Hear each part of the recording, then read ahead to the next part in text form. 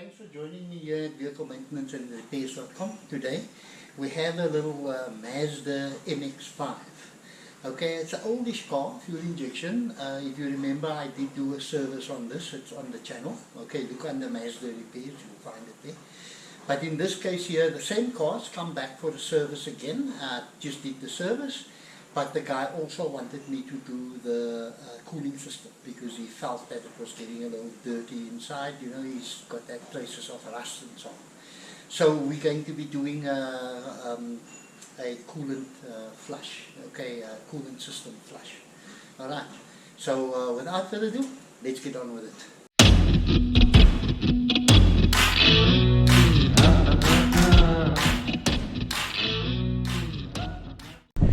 Right, I've got a Mazda MX5. It's a little sports car, okay, a hardtop sports car. I've got one of my videos up already on servicing these cars, but the customer, he wanted me to flush out the cooling system. Okay, now, you know, you can't really do a thorough flush out, you know, because if you want to do a thorough flush out, you have to take the thermostat out and all that kind of thing. But, you know, he just wants that extra protection.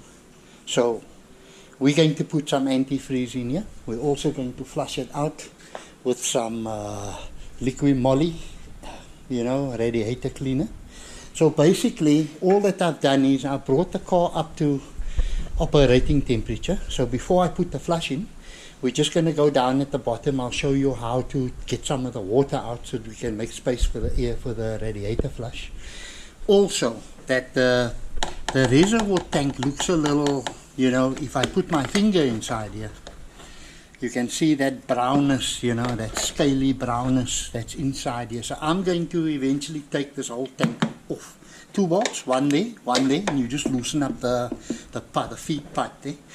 And then I'm going to put a couple of, I'll show you a trick that I've learned over the years of how you could maybe try and clean the inside. Because we can't get a replacement bottle. These cars has been discontinued for a while.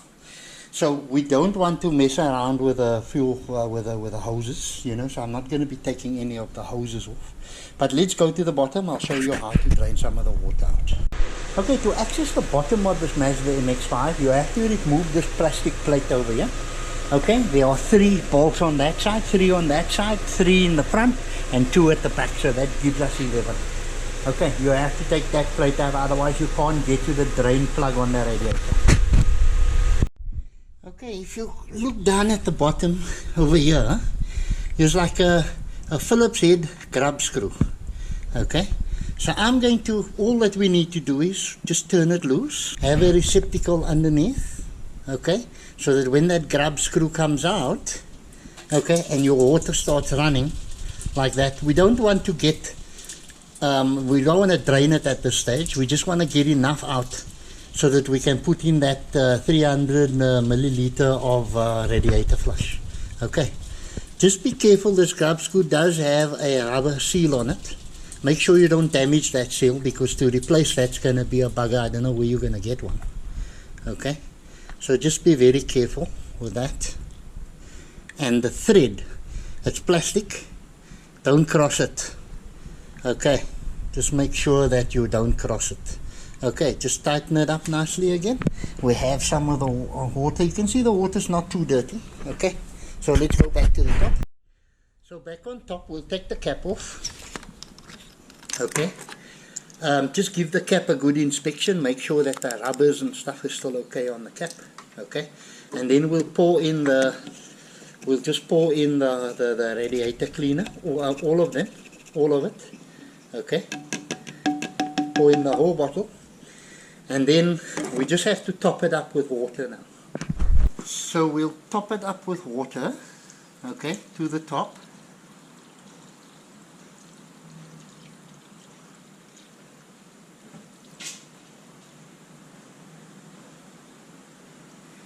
You see how that radiator cleaner foams. Anyway, let's put the cap back. And now we will go and we will start the car. The car is at operating temperature, So I'll let it go for 20 minutes and then get back to you.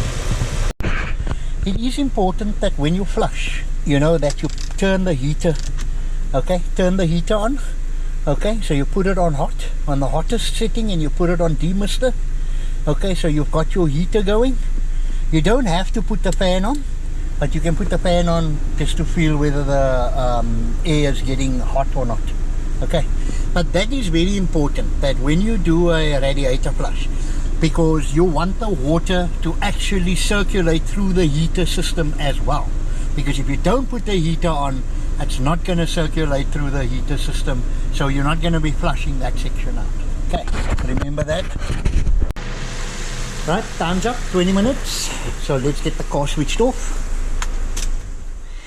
Okay, what I would suggest, oh wow, it's pretty hot inside this car now, with the heater on. Anyway, yeah, so what I will do is I will give it at least, say, 3 minutes or 5 minutes just to cool down a little bit, because you don't want to open this cap now, because it's gonna, you know, it's gonna blow.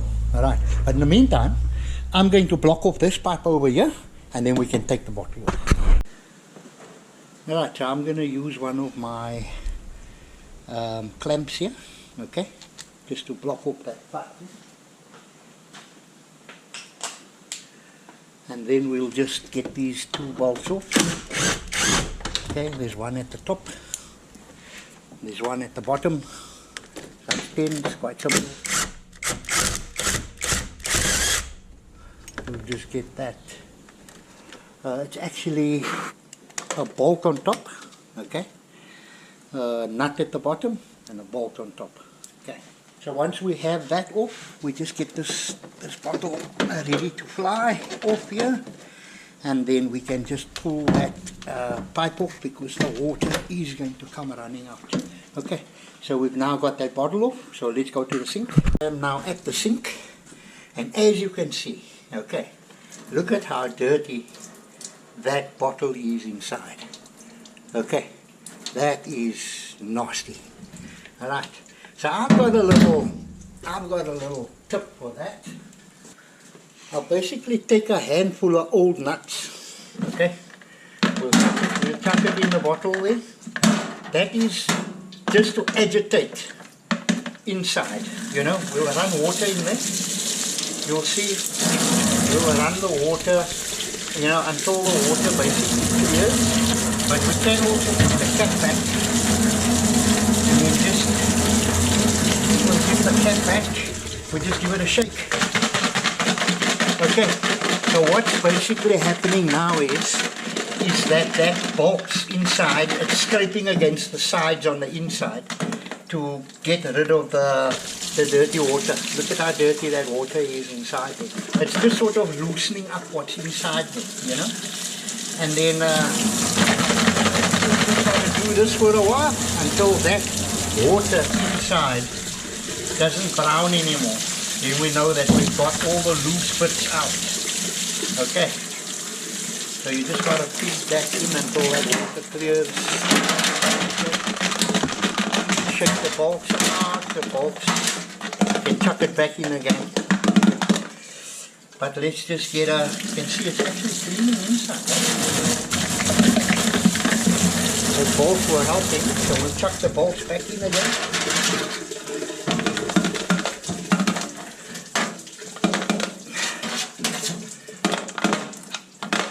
Bolts and nuts. See, there's always a use for things. So we'll fold that up. I'll just block this off here. We'll fold that up. We'll put the cap back.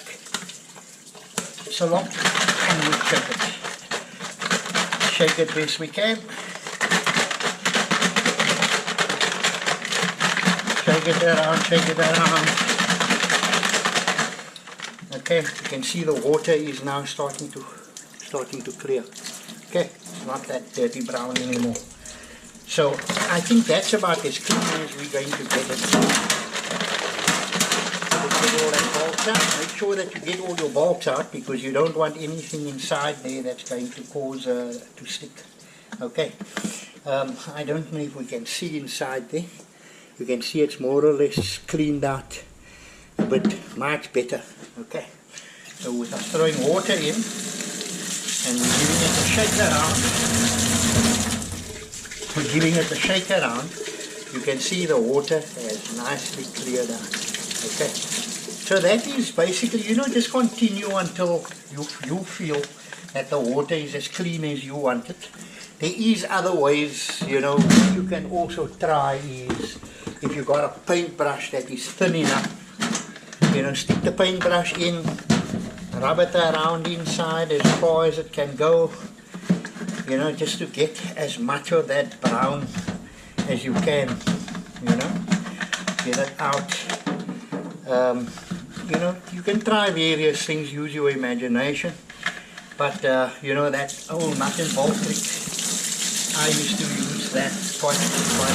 You can see there's still quite a bit of dirt in there, but to get it out is going to be a bugger. So as I said, just do your best. Okay.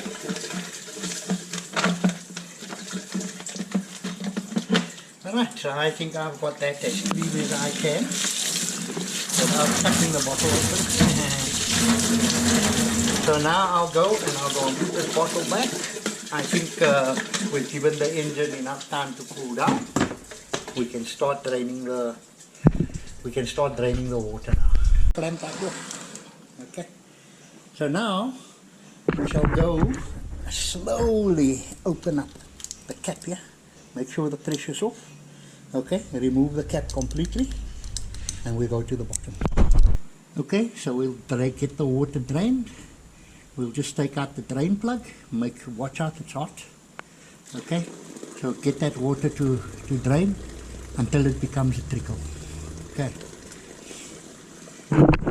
you can see how foamy that water is as it's coming out. That's from the flush, and you can see that the water is not too dirty.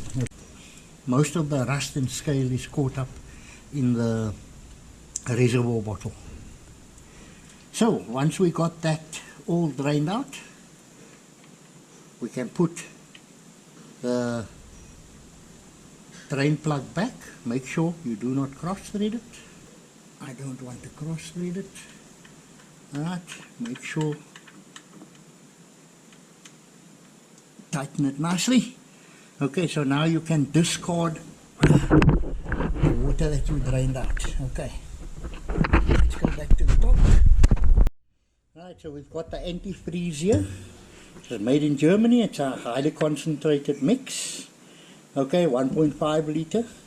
Alright, we'll just open that up. I'm going to put a little bit into the reservoir. Just a little bit. Remember, it's highly concentrated. So I'm going to be putting in, say, about 100 ml over there, like that, into the reservoir. And the rest I'm going to be putting basically into the radiator itself. Remember, we've got the plug back now at the bottom, the drain plug. We're going to be putting this antifreeze, the rest of the 1.5 into the radiator. Okay, just go slow there and make sure that we don't waste too much of this precious stuff. Oops.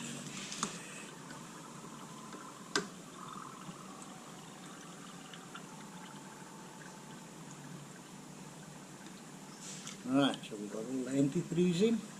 You can see how nice and thick it is. It looks like syrup. And then we'll just top it up with good old water until the radiator is full to the brim.